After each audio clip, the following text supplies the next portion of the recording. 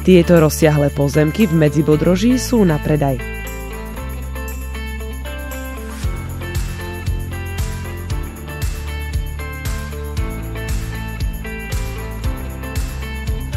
Úrodné hektáre lesov, polí a viníc pri strede nad Bodrogom sú nepopísaným listom a sú príležitosťou pre smelé plány a predstavy.